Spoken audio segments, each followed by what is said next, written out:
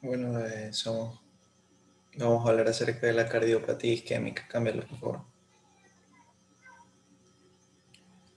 Primero que todo, la isquemia miocárdica, tenemos claro que el corazón es un órgano aerobio que depende del consumo de oxígeno. Por cada latido consume un 5% del ATP total. La etiología de la isquemia miocárdica va a ser principalmente por dos factores: por un aumento de las necesidades de oxígeno o por una reducción del flujo por una obstrucción del vaso. Esta obstrucción del vaso puede darse por una aterosclerosis o por una trombosis. Entre las causas menos frecuentes vamos a tener el espasmo coronario, más comúnmente conocido como angina de Prinzmetal o el síndrome X. Siguiente. Hablando ya respecto a cada una,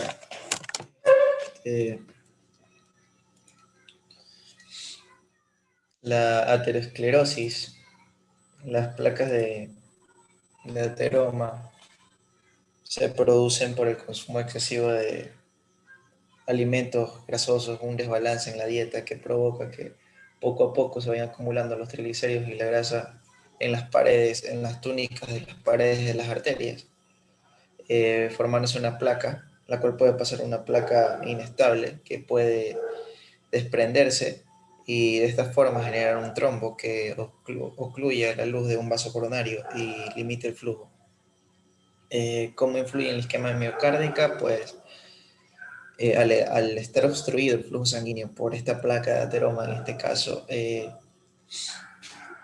el músculo no recibe el suficiente oxígeno que debería recibir, se produce una acidosis láctica y comienza un proceso de necrosis eh, a nivel celular. Respecto a la trombosis, los trombos y su origen, generalmente los trombos son generados por una insuficiencia valvular venosa o puede ser por una estasis sanguínea que es producida por pacientes que generalmente se encuentran encamados mucho tiempo. Esto aquí desencadena, como anteriormente lo expliqué, que el trombo viaje por toda la economía de la circulación sanguínea hasta que llegue a una arteria coronaria y obstruya el paso, el flujo de sangre y por ende de oxígeno hacia el tejido cardíaco. Cambia.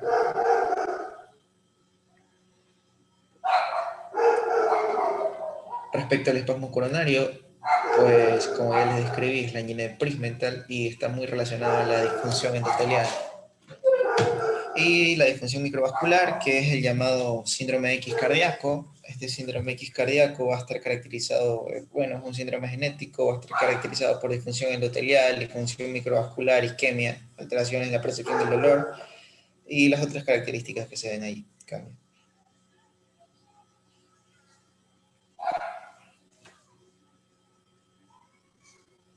Cambia, por favor.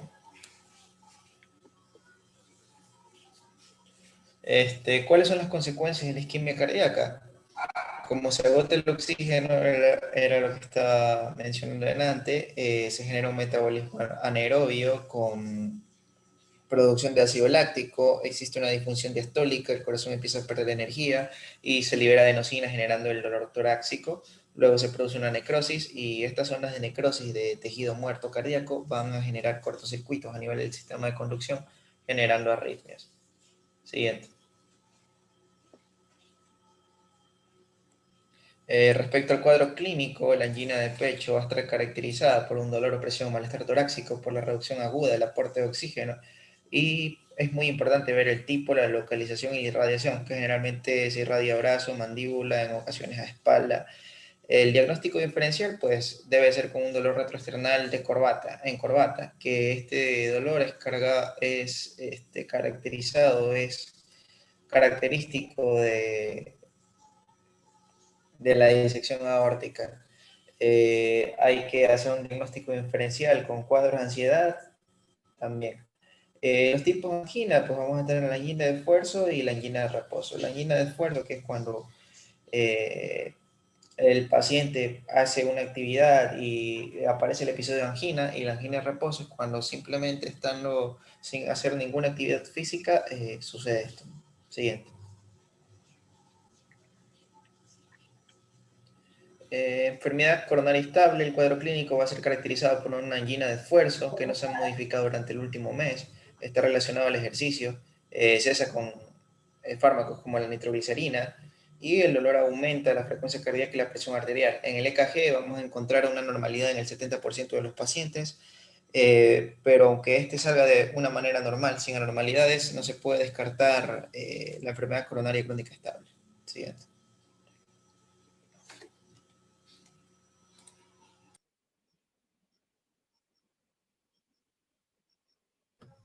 Bueno, respecto al tratamiento, en este vamos a tener que los objetivos principales de un tratamiento en sí va a ser mejorar el pronóstico de los pacientes, así como limitar la progresión de la arteriosclerosis coronaria y mejorar la calidad de vida, asimismo como prevenir los episodios de angina. La siguiente diapositiva, por favor. Bueno, primeramente en lo que es un tratamiento bueno, deberíamos empezar con lo que son los cambios en el estilo de vida. Tenemos que uno de los primeros pasos debe ser en sí el control estricto sobre los factores de riesgo. Por ejemplo, como uno de los objetivos va a ser mantener la glicemia basal inferior a 126 mg, asimismo con HbA inferior a un 6,5%, una presión arterial igual o inferior a 130/80, un colesterol total inferior a 175 mg y un LL en 80. Asimismo, como lo es importante la supresión del tabaco.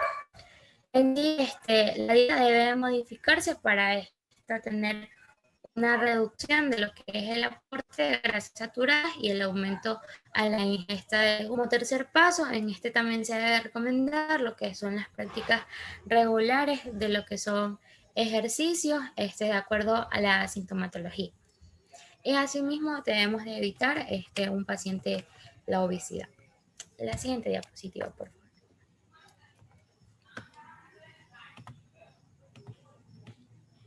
La siguiente diapositiva. Ya, respecto a lo que son los tratamientos, no, la anterior.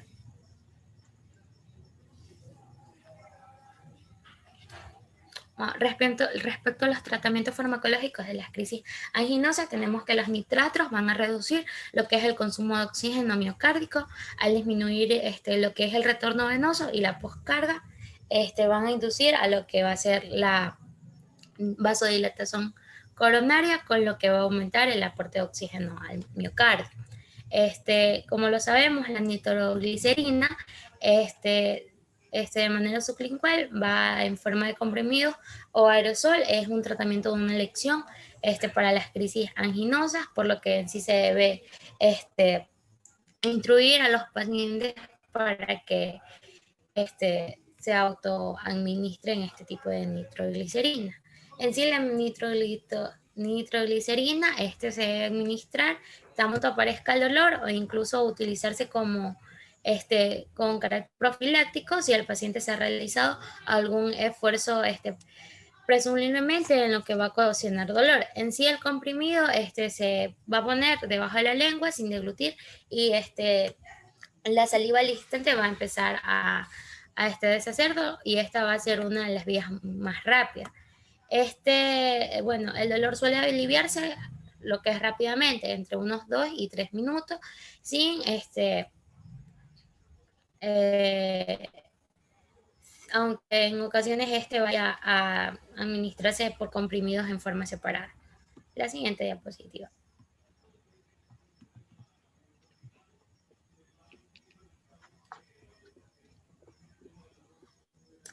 La siguiente diapositiva, por favor. Un momentito que se me colgó, doña computadora.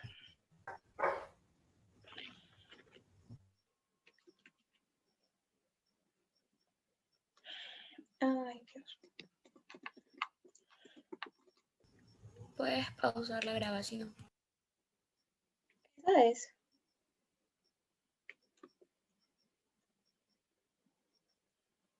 Wendy. Wendy. La que dice prevención de las crisis de angina. Ya. Está ahí. Bueno, en lo que respecta a lo que es sobre la prevención de las crisis de angina, tenemos que los bloqueadores beta-adrenérgicos son los fármacos de primera elección. En sí, su efecto antiaginoso se debe a la reducción, a la reducción del consumo de oxígeno provocada con la bradicardia y la disminución de la contractibilidad que estos van a determinar en sí. Además, va a aumentar lo que es el flujo coronario, a alargar la diástole y al mismo tiempo va a reducir lo que es la taquicardia provocada por el ejercicio y controla lo que es la prevención arterial en los pacientes. La elección de un determinado beta bloqueante va a depender fundamentalmente sobre la experiencia en los pacientes, estos ya sean con enfermedad pulmonar obstructiva crónica o la claudicación intermitente que se va a utilizar como preformante de cardioselectivo. Si tuviera algún tipo de contraindicación, sería para el asma, la insuficiencia cardíaca descompensada, el bloqueo arterioventricular. Asimismo, sus efectos secundarios, los antiaginosos de calcio van a constituir una buena alternativa, especialmente como con otropos negativos como el veropamilo, el diazepam, los vasos selectivos de larga duración como el amopamilo. La siguiente diapositiva, por favor. Bueno, aquí están los fármacos en los cuales nos ayudarían en sí. Tenemos a los beta-bloqueantes como el propanol, el metoprolol, el atenol, el bisopropanol y el cardiolol. Estos todos son por vía oral. Su dosis del propanol es de 20-40, el de metrolol son de 100-200 y el de atenol de 50 a 100, asimismo como el bisoprolol de 5 a 10 y el cardiolol que es de 6,25. En sí, los efectos secundarios de todo esto va a ser lo que es la bradicardia y lo que es el bloqueo arterioventricular. En los nitratos tenemos la nitroglicerina de forma sublingual o percutánea. El efecto secundario de va a ser lo que es la cefalea e hipotensión y el mononitrato isosorbida que es por medio de vía oral. Esta también va a causar lo que es cefalea e hipotensión. Tenemos a los antagonistas de calcio como es el diazepam, que es por vía oral, el veropamilo, el nifedino, el alodipino, que también son por vía oral, y estos van a causar lo que es bradicardia, bloqueo atrioventricular y lo que es hipotensión. En los inhibidores del nódulo sinusal vamos a tener la ibradina, los inhibidores del canal de sodio y la ranolazina. Estos van a ser por vía oral y en la ibradina va a ser lofofeno como un efecto secundario y el de la ranolazina va a ser los mareos, náuseas y estreñimiento.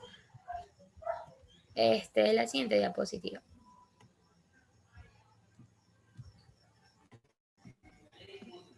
Un momentito que otra vez. La siguiente diapositiva. Sí, un momentito que se bloqueó.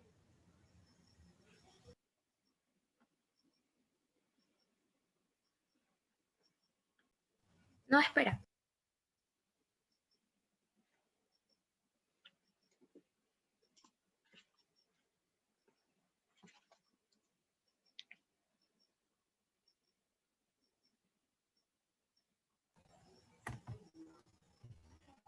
Ya, lo que es La mejoría del pronóstico es el único tratamiento que consiste en sí en la corrección de los que son los factores de riesgo coronario, mediante los que son cambios de vida y la prevención secundaria estricta, y por último se incluye lo que es la prevención de trombosis coronaria y los antiagregantes plaquetarios.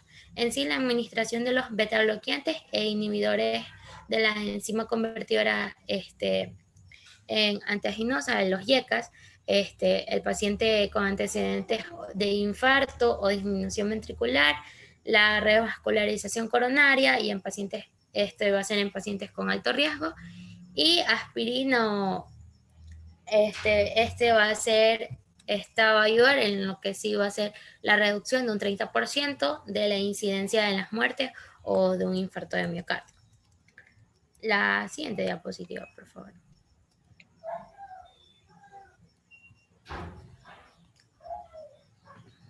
Ya, respecto a lo que son las vascularizaciones miocárdicas, los pacientes en los que tienen un tratamiento médico de manera ineficaz o en aquellos que en sí se consideran inaceptables, la calidad de vida que le va a proporcionar a futuro, la revascularización miocárdica, va a ser mediante intervencionismo coronario percutáneo, o también por medio de intervenciones quirúrgicas con injerto venoso o arterial. En sí va a conseguir eliminar lo que son las crisis anginosas y disminuir la medicación para así mejorar lo que va a ser una capacidad para realizar ejercicios físicos o algún tipo de actividad normal que tenga el paciente, así mismo como mejorar su calidad de vida.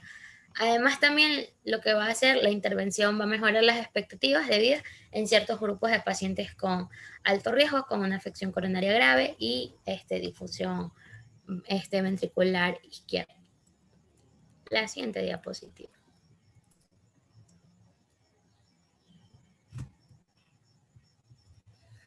Bueno, tenemos lo que es el intervencionismo coronario.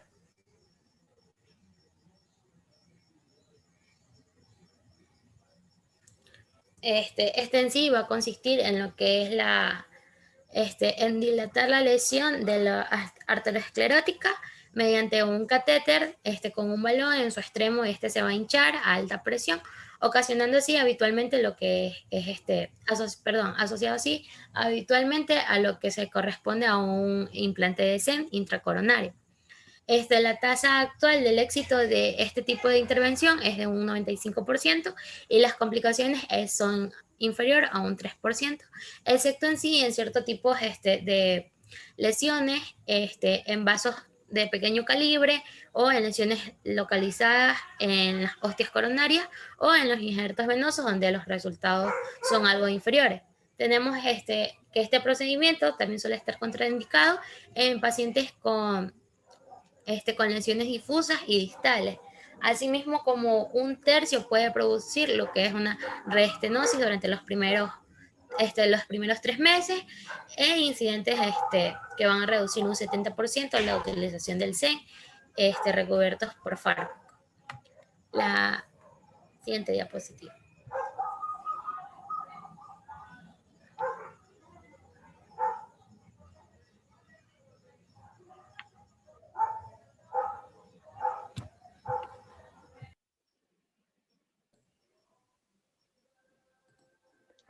Bueno, en este caso vamos a hablar sobre lo que es el síndrome coronario agudo. Y bueno, este constituye la fase aguda de la enfermedad coronaria, lo cual este término describe un conjunto de manifestaciones clínicas secundarias, en este caso una isquemia miocárdica aguda producida en general por la formación, en este caso, de trombos intravasculares, una embolización distal y una obstrucción de la perfusión del miocardio. Esto en efecto a la causa de una rotura o una erosión de una placa de ateroma. En este caso, el cuadro clínico y el pronóstico viene a depender mucho de la gravedad de la isquemia y también del estado previo de los pacientes, ya desde la forma asintomática hasta lo que es una angina inestable o el infarto de miocardio y la muerte súbita. Siguiente diapositiva. Bueno, Con respecto a la fisiopatología, tenemos que en este caso la aterosclerosis es la causa de más del 90% de los casos de esta enfermedad coronaria. Bueno, a pesar de ello, en raras ocasiones origina por sí misma la muerte de los pacientes, sino que también a través de sus manifestaciones clínicas, en este caso son agudos. Por eso son denominados como síndrome coronarios agudos.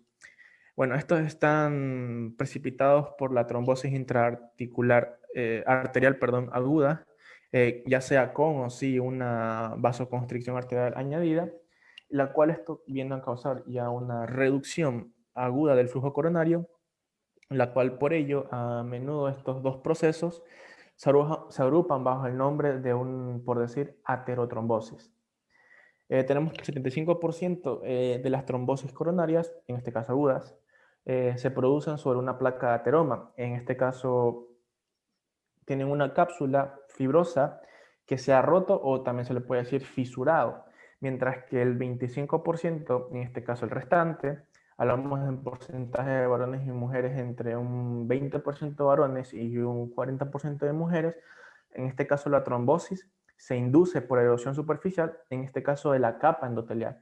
Estos mecanismos o ambos mecanismos conducen a la exposición al torrente sanguíneo, en este caso de colágeno del subendotelio, en este caso un núcleo lipídico de la placa, la cual el factor tisular en este caso es expresado por los macrófagos y también por otras sustancias, en este caso vasoactivas, que como por ejemplo está el tromboxano, la cual induce una vasoconstricción y esto llega a conducir a la formación de un trombo blanco, en este caso blanco porque es plaquetario.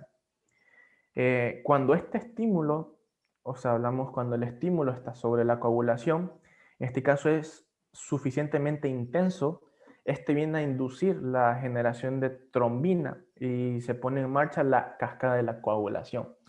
Por ende, se forma, como formación final, va a dar la fibrina y la formación del trombo, en este caso rojo, plaquetal. Ya. Si en este momento y en este lugar el balance entre su estado, por decir, protrombótico prevalece sobre el fibrinolítico, se produce la trombosis con reducción aguda, en este caso total o puede ser parcial, de la luz, obviamente, del vaso. Siguiente diapo.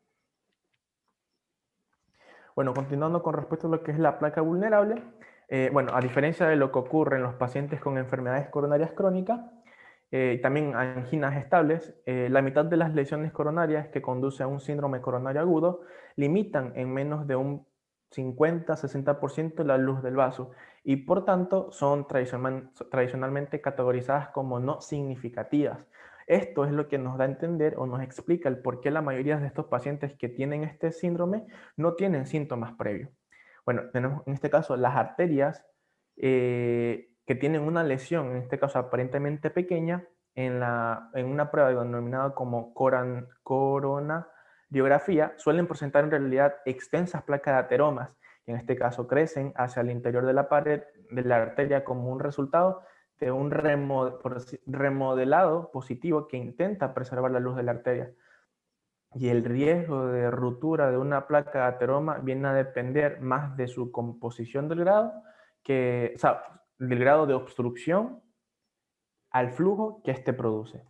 Tenemos que entre los factores desencadenantes, por decir, de la ruptura de la placa y asociada al síndrome coronario agudo, bueno, destacan el tabaquismo, el consumo de cocaína también, las anfetaminas, la realización de esfuerzos físicos, ya sean intensos, en este caso en sujetos, por decir, no entrenados que no hayan tenido actividad, también incluso la actividad sexual, el estrés agudo, la agresividad, la depresión, la ansiedad, la ingesta de comidas, en este caso copiosas, la ingesta aguda de alcohol, el frío, las infecciones respiratorias e incluso la gripe. Bueno, como epidemiología, las enfermedades cardiovasculares constituyen en este caso la primera causa de muerte en los países desarrollados y el síndrome coronario agudo son, por decir, su factor causal más importante. En este caso, la incidencia de este síndrome, al igual que la enfermedad coronaria, varían según los países. En este caso hay una mayor tasa a nivel de Estados Unidos y también en Centroamérica. Y bueno, en el norte de Europa y en el Mediterráneo se encuentra una menor tasa, por decirlo así. y que actualmente el 30% de los síndromes coronarios agudos son en sí infartos con elevación ST y el 50% son infartos sin elevación del ST y el 20% son anginas inestables. Siguiente diapo, o sea, siguiente partecita. ¿Qué iba a salir?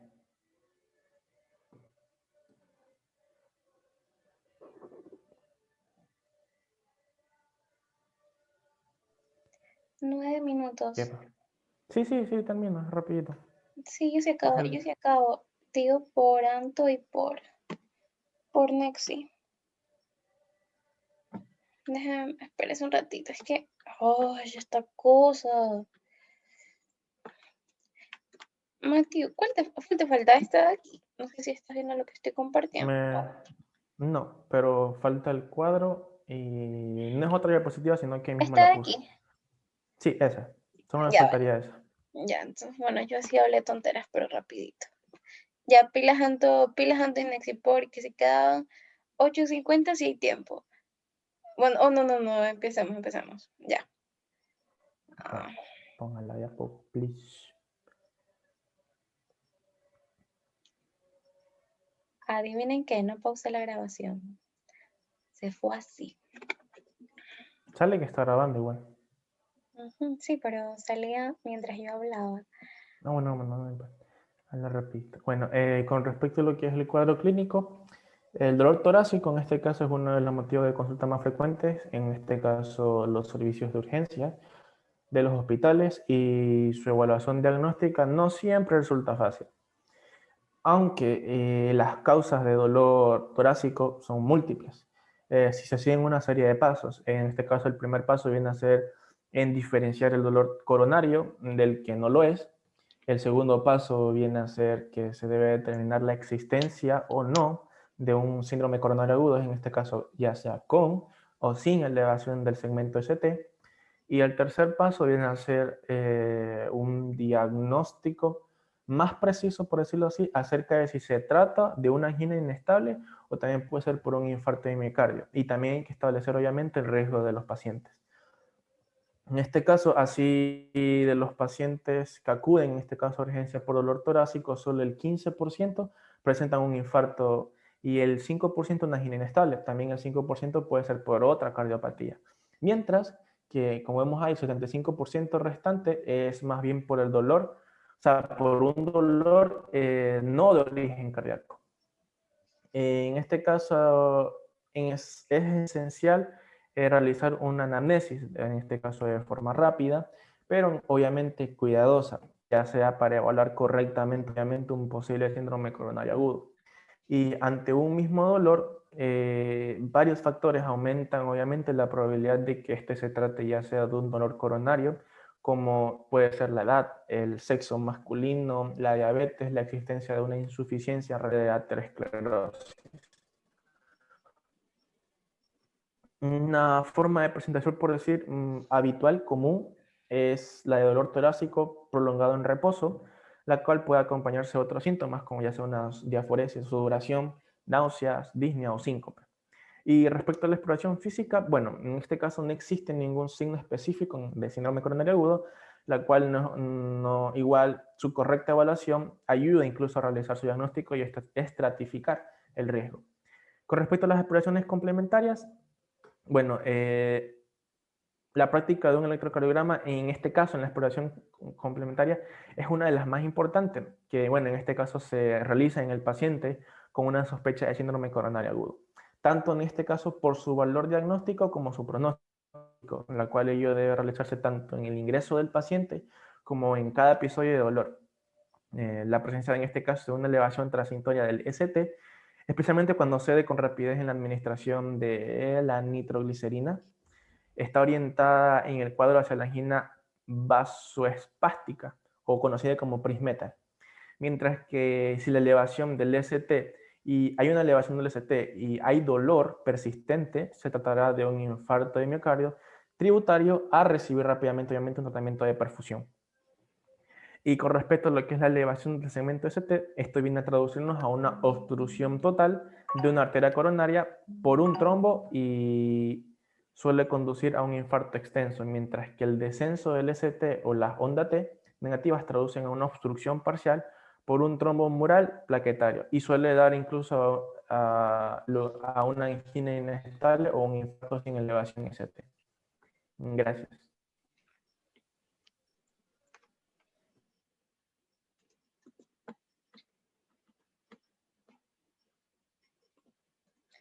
Ok, buenas noches.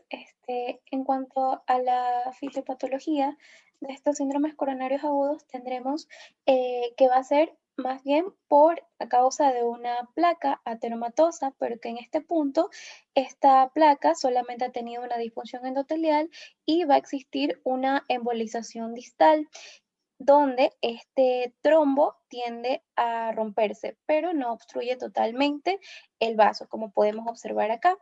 Entonces, ahora, esto de aquí es una geografía de la arteria coronaria izquierda. Podemos observar con la flecha continua cómo existe esta embolización distal y cómo existe la estenosis en la arteria. En cuanto al riesgo, está más asociado a mujeres que presentan comorbilidades y generalmente esta angina, que es una angina inestable, esta de aquí tiende a tener una duración mayor de 20 minutos y se puede llegar a repetir en pacientes en un 2 a 5%. Y generalmente se presentan adultos mayores, mujeres con comorbilidades. En cuanto al tratamiento farmacológico, principalmente se va a tomar en cuenta antiagregantes antiplaquetarios que tienen como diferentes objetivos prevenir obstrucciones y que esta obstrucción no complete toda la luz del vaso y prevenir la embolización distal para de esta manera conseguir un efecto antiisquémico.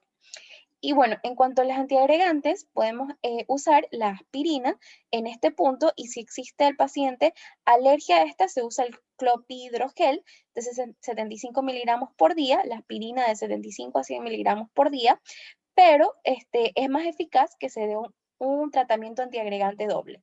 Es decir, la aspirina y el clopi juntos. En especial, si se puede usar el ticagrelor. Ahora, también se puede utilizar antagonistas de los receptores de las plaquetas, como el Apsimab. Entonces, pero hay que tener en cuenta porque esta aspirina tiende también a, como disminuye la coagulación, se puede tomar el riesgo de hemorragias. Entonces, hay que denotar que los pacientes no sufran de estos factores de riesgo. En cuanto a los anticoagulantes, también podemos usar la heparina sódica, tales como la enoxiparina y la fondaparinux, que es muy eficiente. Y estos fármacos antiaginosos principalmente se utiliza a los nitratos y a los betabloqueantes, con el objetivo de regular la frecuencia cardíaca y las presiones. Y bueno, en cuanto a esta angina variante, los pacientes presentan el dolor generalmente de manera nocturna y esto sucede cuando existen diferentes lesiones aterosclerósicas que están obstruyendo el vaso. Entonces, acá pueden darse crisis con intensidades y con frecuencias de distintas variabilidades. Entonces, no es una angina estable que tiende a ser estable durante el último mes. No se presenta de esa forma. Y en cuanto al infarto del miocardio con elevación del segmento ST, es porque aquí es dado principalmente por una placa ateromatosa que sí está obstruyendo algunas de las coronarias y de esta manera va a ser más transmural. Es decir, el infarto tiende a comprometer más territorio del corazón y no va a ser una micronecrosis, sino una necrosis miocárdica aguda, obviamente de origen isquémico dado por la oclusión coronaria y que va a generar una isquemia inmediata. Entonces, en cuadro clínico tenemos que se pueden dar diferentes fases hasta llegar a una dilatación ventricular.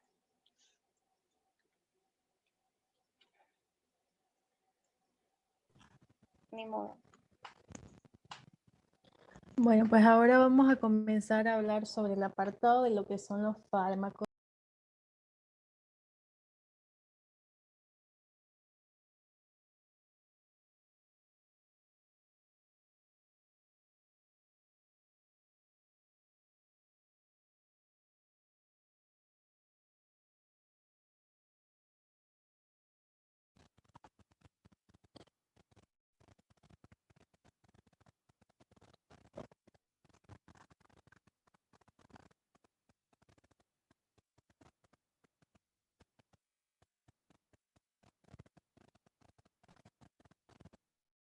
Bueno, pues ahora vamos a hablar sobre el tema de fármacos fibrinolíticos. Bueno, los fármacos fibrinolíticos actúan como activadores directos o indirectos del plasminógeno. Entonces esto lo que va a hacer es que los transforme en plasmina, que a su vez esta se va a catalizar, se va a degradar lo que es la fibrina y se va a transformar en fibrinógeno, de modo de que va a haber una disolución de un coágulo. O sea, los fármacos fibrinolíticos básicamente van a diluir cuando se forme un coágulo en las arterias del corazón, como las coronarias. Bueno, estos fármacos se subdividen teóricamente en fármacos activadores, como por ejemplo los fibrinoespecíficos y los no fibrinoespecíficos. Bueno, en caso de los activadores, que vienen a ser los primeros, convierten tanto al plasminógeno circundante como al que está el unido en coágulo, lo va a convertir o a transformar en lo que es plasmina. Entonces, no tan solo se va a dar lugar a la lisis de la fibrina en un coágulo, sino que también se va a hacer lo que es la fibrinogelosis. Por favor, estamos en la diapositiva de streptokinasa. Bueno, vamos a hablar un poco sobre lo que es el grupo farmacológico de las streptokinasas, que a su vez vienen a ser fibrinolíticos. ¿Qué es lo que hace la streptokinasa? Este de aquí es un agente fibrinolítico que se aísla en cultivos de lo que son estreptococos beta hemolíticos de grupo C. Entonces van a activar el plasminógeno que está unido a la fibrina, así como también el plasmático, de modo que van a inducir lo que es la hiperplasminemia. Provoca además depresión de fibrinógeno circulante y de los factores que se encuentran, o sea, es decir, los factores de coagulación, con un aumento de los productos de degradación del fibrinógeno en plasma. La principal complicación del tratamiento, es decir, una persona que se la trata con lo que son las streptokinasa, es que le puede producir hemorragias, la cual está relacionada con la dosis, obviamente, que se le da al paciente y la duración de la infusión venosa. Obviamente, si estamos hablando de un fármaco que me va a transformar un coágulo en algo mucho más líquido, pues si la persona se supone que está en un proceso hemorrágico o en un accidente, obviamente esto viene a ser como un efecto adverso en él y podría morirse debido a esto. Bueno, vamos con la siguiente diapositiva, que es el siguiente grupo farmacológico, que son los tenecplasa. Este viene a ser el siguiente grupo farmacológico, es decir, los fibrinógenos. Bueno, ¿qué es lo que hace este? Este es un activador tisular del plasminógeno que se demuestra o que ha demostrado mucha equivalencia con lo que se denomina la alteplasa. La tasa de perfusión es mucho superior a la alcanzada con referencia al grupo farmacológico anterior, que viene a ser la streptokinasa. Las reacciones alérgicas y la hipotensión no son frecuentes y la hemorragia es el efecto no deseable más común, obviamente, porque se va a tener que eliminar un coágulo. Se administra en un bol intravenoso y debe de administrarse heparina simultáneamente para poder reducir todos los riesgos de oclusión coronaria posterior. Bueno, vamos con el último grupo, que es la alteplasa.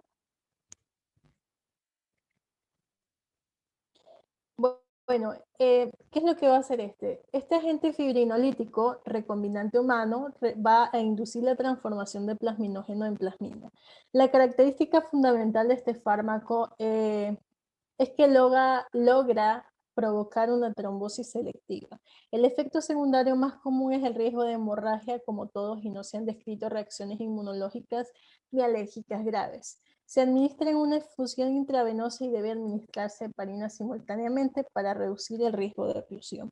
Bueno, básicamente lo que ha hablado de estos tres grupos farmacológicos es que ellos se van a encargar de que la persona no sufra un infarto debido a una oclusión por un coágulo de sangre que se vaya a las arterias más pequeñas e importantes del corazón, que son las coronarias. Entonces, si esto está a punto de pasar por una angina de pecho que tenga el paciente, lo que se tiene que hacer es tratarle al paciente con este tipo de fármacos y es suficiente como para que ese coágulo se disemine y obviamente no haya riesgo de que esta persona pueda sufrir un infarto.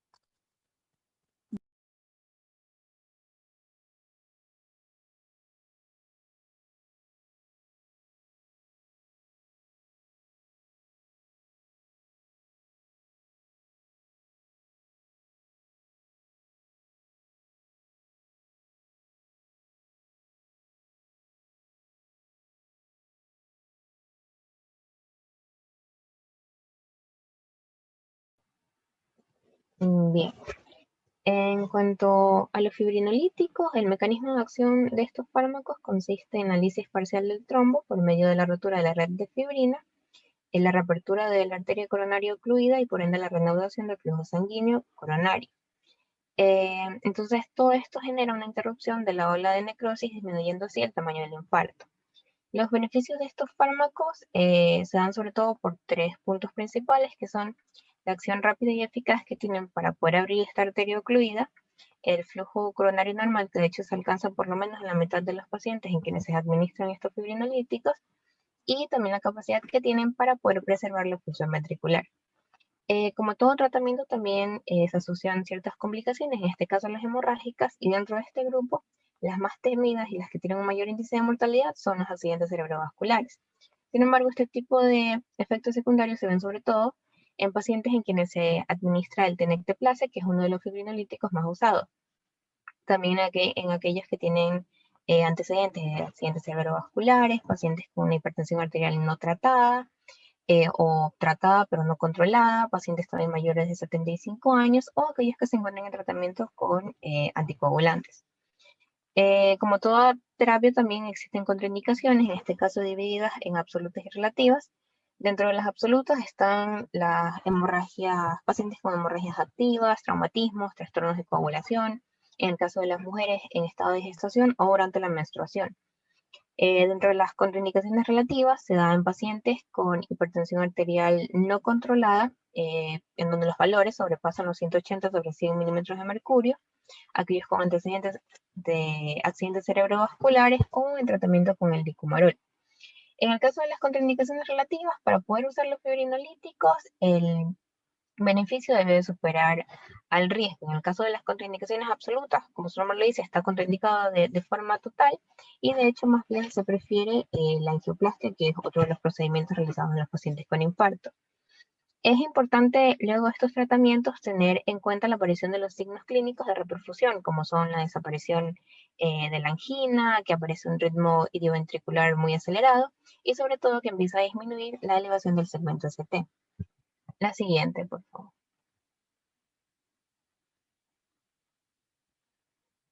Bien, en cuanto a la angioplastia primaria, que es otro de los procedimientos, tenemos que esta tiene la capacidad de poder también, al igual que los fibrinolíticos, que conduce a una abertura de estas arterias coronarias ocluidas. Sin embargo, a diferencia del anterior, con este procedimiento, por lo general más del 80% de los pacientes sí vuelven a un flujo coronario normal. Entonces, es sobre todo recomendado en aquellos pacientes con un infarto que cursa con elevación del segmento ST.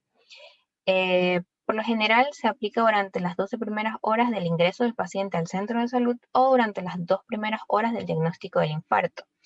Se da sobre todo en aquellos pacientes que desarrollan shock cardiogénico, pacientes con infartos muy extensos o con el riesgo de hemorragia cerebral. Entonces, si bien tiene varios beneficios esta terapia, sí existe cierto tipo de limitación, ya que los beneficios dependen mucho de la experiencia del médico y de que no se realiza en todo centro médico. Entonces, aparte de esto, también se realiza una angioplastia de rescate post-trombólisis en el caso de pacientes en los que se administra un tratamiento previo, como en el caso de los fibrinolíticos, pero que en este caso ha sido falla el tratamiento. Entonces, este tipo de angioplastia más bien es recomendada en pacientes con infartos extensos dentro de las 2 primeras 2 horas del diagnóstico, ya que pasadas las 6 horas se pierde la eficacia del tratamiento. También se lo recomienda en pacientes en los que se sospecha de una reoclusión posterior a un tratamiento. Tenemos el tratamiento fármaco-invasivo, que se basa sobre todo en fibrinólisis, seguido de una coronariografía, independientemente de los resultados. Tenemos también la administración de antiagregantes plaquetarios, que en sí lo que hacen es reforzar el efecto de los fibrinolíticos. Con estos antiagregantes también hay una disminución del riesgo de retrombosis por reperfusión, y de hecho constituye uno de los tratamientos más sencillos y eficaces. Pero para poder ver todos los efectos o todos estos beneficios debe de administrarse en dosis mayores de las de mantenimiento, que son de 160 a 325 miligramos por vía intravenosa. Dentro de los antiagregantes más usados están el prasugrel y el ticagrelor, que de hecho son los que tienen mayores efectos y son los que generan los mismos con mayor rapidez. También están los anticoagulantes, que en este caso reducen el riesgo de retrombosis y reinfarto. Por lo general, los anticoagulantes se recomiendan en todo paciente que cursa con infarto, pero sobre todo los que están en tratamiento con el tenecteplase, que es uno de los fibrinolíticos, y en los que se ha realizado la angioplastía primaria. Estos anticoagulantes también disminuyen la incidencia de trombosis intraventricular y de trombosis venosa periférica. Y de hecho, el anticoagulante que con mayor frecuencia se usa es el enoxaparina. De hecho, también es bien tolerado por los pacientes, y la manera de administrarse es en dosis de 1 miligramo por kilogramo de peso cada 12 horas. La siguiente, por favor.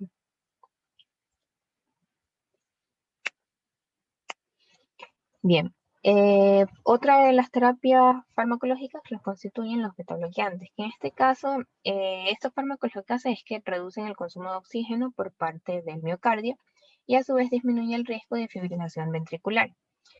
Se lo administra también a aquellos pacientes en los que presentan estas anginas crónicas o de un tiempo muy prolongado, porque se ha visto que llega a reducir la incidencia de los infartos.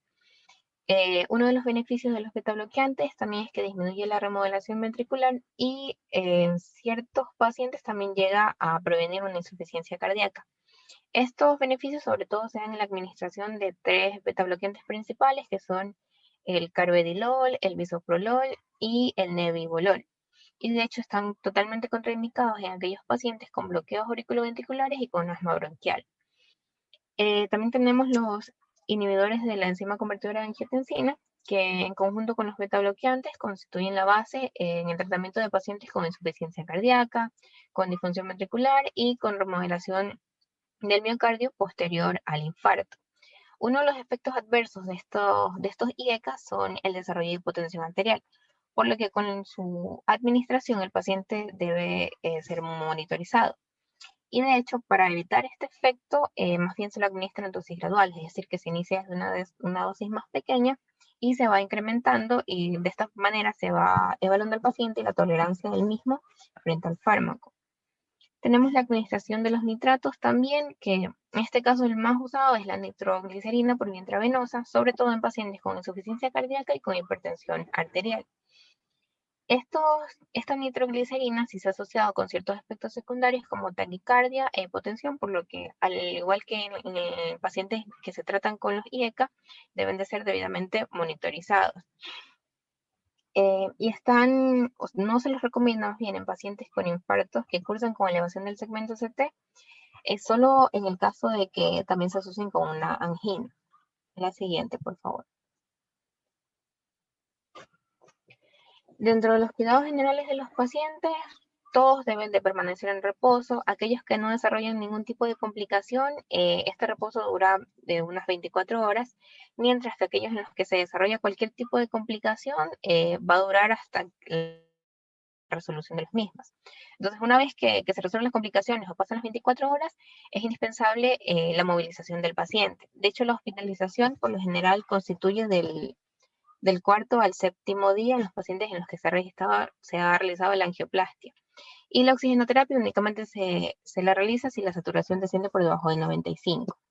En tratamiento de las complicaciones, por lo general, las complicaciones que tienden a desarrollarse son las arritmias, las complicaciones isquémicas y las mecánicas. Dentro de las arritmias se dan sobre todo durante la fase aguda y se debe de controlar la hipoxemia y la hipopotasemia. En las complicaciones isquémicas, la angina de pecho, que ocurre sobre todo de forma precoz después del infarto y es o se la considera más bien como una forma grave de angina inestable y indica la existencia de una retrombosis o de una amenaza por reinfarto.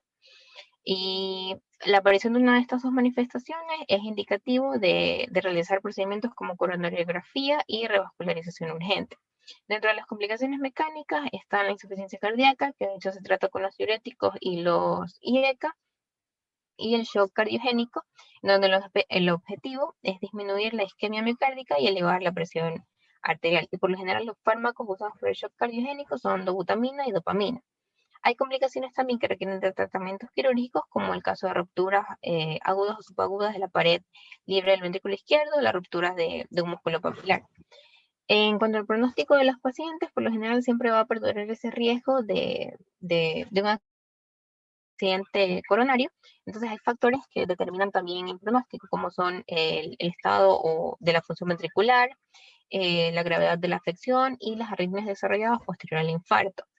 Otro de los factores también que determina un malo o buen pronóstico es la fracción de la eyección, ya que aquellos que mantienen por lo general mayor del 50% tienen un buen pronóstico. Y los procedimientos que pueden ayudar a determinar también el estado del paciente a futuro es el cateterismo y la ventriculografía, que permite también poder evaluar la función ventricular. Dentro del tratamiento antes del acto hospitalaria se basa sobre todo en el control de los factores de riesgo, como la hipertensión, diabetes, en que el paciente también cumpla con los objetivos terapéuticos, como son no fumar, valores de glucemia normales, hemoglobina glucosilada como mínimo menor a 7, un colesterol total de unos 200 miligramos sobre decilitros, siempre mantener por debajo de 100 miligramos sobre decilitros las hiperproteínas de baja densidad, y la presión arterial también como mínimo debajo de 130 a 85 milímetros de mercurio. El tratamiento también farmacológico puede ser de forma crónica prolongada y se administran sobre todo los IECA, la aspirina y los beta bloqueantes. Gracias.